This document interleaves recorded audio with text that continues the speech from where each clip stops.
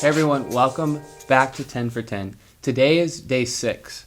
Our theme is giving back in service. To help us think through that today, I've asked McKenna Schonenberg to join us, and she also is a youth from St. Luke's and has been on various retreats and service trips and such with us as well. So to learn a little bit more from her experience, I've asked her to have a conversation with us. McKenna, thanks for being here. Yep. And thanks for being willing to share some of your story and experience with us as we have these important conversations.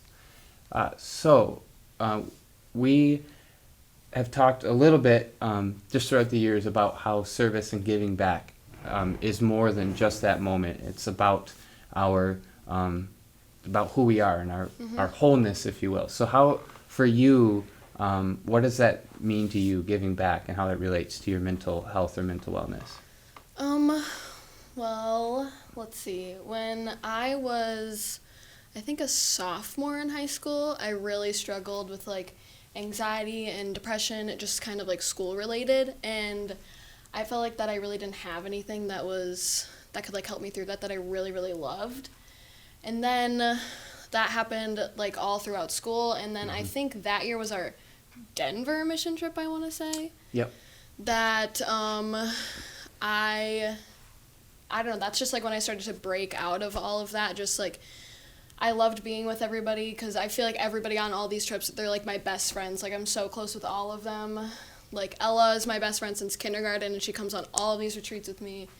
And I think that just, being there with everybody and getting to just kind of, share my story during our faith talks and everything, just, it kind of really helped with that. Mm-hmm. And so one of the things that you mentioned is the faith talks and sharing your story and your experience with, as you mentioned, anxiety and depression. What was it about the context of serving and giving back that helped encourage you to be open about your story? I think something that I noticed about it is that when I'm helping people, it's just seeing them being so incredibly grateful for everything that we do.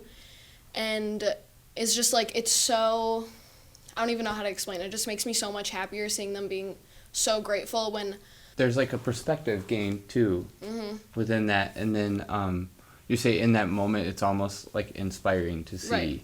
Right.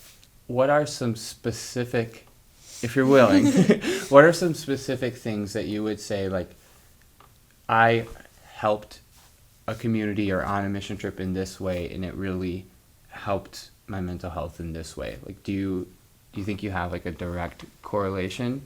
I don't know. It's kind of hard to remember all this. We do so much stuff on mission trips. It's hard to remember exactly.